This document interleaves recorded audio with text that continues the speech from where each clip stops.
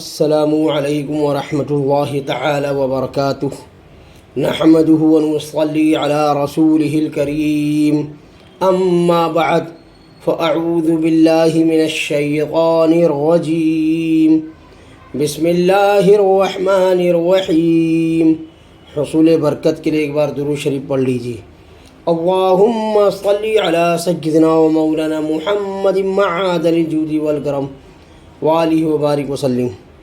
دوستوں، میں جیش محمد مصباحی آج پھر آپ کی خدمت میں ایک اور ویڈیو لے کر کے حاضر ہوا ہوں، جس کو میں نے جلاد ابن زیاد کے نام سے موسوم کیا ہے۔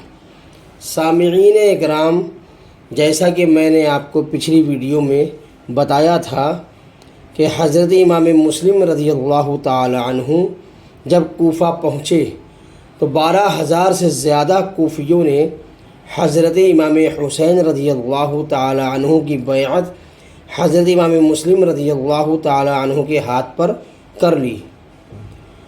یہ صورتحال دیکھ کر امام مسلم نے حضرت امام حسین رضی اللہ تعالی عنہ کو لکھا کہ آپ جلد تشریف لے آئیں۔ ادھر جب یزید کو اس صورتحال کا پتہ چلا تو اس نے حاکم بصرہ عبید اللہ بن زیاد کو حکم بھیجا کہ وہ فوراً کوفہ پہنچ کر لوگوں کو امام حسین کی بیعت سے روکے اور جنہوں نے بیعت کر لی ہے انہیں تنبیہ کرے۔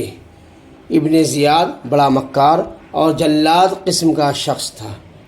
یہ ظالم جھٹ کوفہ پہنچا اور اہل کوفہ کو جمع کر کے یزید کی مخالفت سے ڈرایا دھمکایا اور بڑے بڑے لالچ دے کر انہیں حمایت حسین سے روکا اور سب پر اپنا رعب و داب بٹھایا۔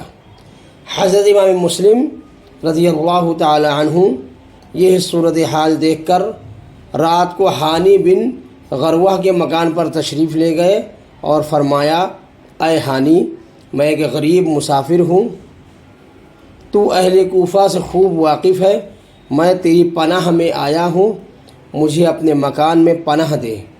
ہانی نے قبول کیا اور ایک حجرہ اپنے گھر کا ان کے لیے خالی کر دیا۔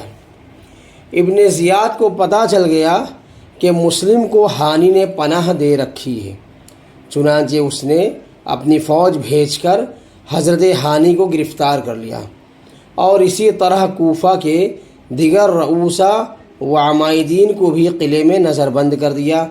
حضرت امام مسلم رضی اللہ تعالی عنہ کو اس صورتحال کا پتہ چلا تو آپ کی رگ ہاشمی جوش میں آئی اور اپنے دونوں بچوں کو قاضی شریح کے گھر میں روانہ کر کے محبان اہل بیت کو بلایا تو آپ کی ندا پر جوق در جوق آدمی آنے شروع ہوئے اور 40,000 کی جمعیت نے آپ کے ساتھ مل کر شاہی محل کا محاصرہ کر لیا اور ابن زیاد کو گھیر لیا۔ قریب تھا کہ ابن زیاد اور اس کے ساتھی گرفتار ہو جاتے کہ ابن زیاد نے ایک چال چلی اور وہ یہ کہ اس نے کوفہ کے جن بڑے بڑے آدمیوں کو قلعے میں نظر بند کر رکھا تھا انہیں مجبور کیا کہ تم چھت پر جا کر اہل کوفہ کو سمجھاؤ اور ڈراؤ اور انہیں مجبور کر کے مسلم سے الگ کر دو۔ یہ لوگ ابن زیاد کی قید میں تھے۔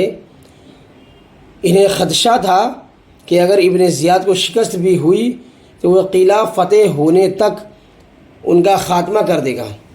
اس خوف سے وہ گھبرا کر اٹھے اور قلعے کی دیوار پر چڑھ کر چلائے کہ اے بھائیوں، مسلم کی حمایت تمہارے لیے خطرناک ہے، حکومت تمہاری دشمن ہو جائے گی، یزید تمہارے بچے بچے کو مروا ڈالے گا، تمہارے مال لٹوا دے گا، تمہاری جاگیریں اور مکان ضبط ہو جائیں گے، اور اگر تم امام مسلم ہی کے ساتھ رہے تو دیکھو ہم جو ابن زیاد کی قید میں ہیں قلعے کے اندر مارے جائیں گے۔ اپنے انجام پر نظر ڈالو، ہمارے حال پر رحم کرو اور اپنے گھروں کو چلے جاؤ۔ یہ حیلہ کامیاب رہا اور حضرت امام مسلم کا لشکر منتشر ہونے لگا۔ سب بے وفائی پر اتر آئے اور حضرت امام مسلم کا ساتھ چھوڑنے لگے، حتیٰ کہ شام تک حضرت مسلم کے ساتھ صرف 500 کی تعداد رہ گئی، اور غروب آفتاب کے بعد جب اندھیرا ہوا تو وہ بھی ساتھ چھوڑ گئے اور حضرت امام مسلم اکیلے رہ گئے۔ تو سامعین، اس واقعے سے یہ سبق حاصل ہوتا ہے کہ حضرت امام حسین اور اہل بیت عظام کی محبت و وفا کے ان دعوے داروں کے جملہ عہد و پیمان جھوٹے تھے، اور یہ لوگ وقت پر بے وفا ثابت ہوئے۔ اور یہ بھی معلوم ہوا کہ ہر وہ مدعی جو محبان اہل بیت کا دعویٰ کرتا ہو، یہ ضروری نہیں ہے کہ وہ اس دعوے میں سچا ہی ہو۔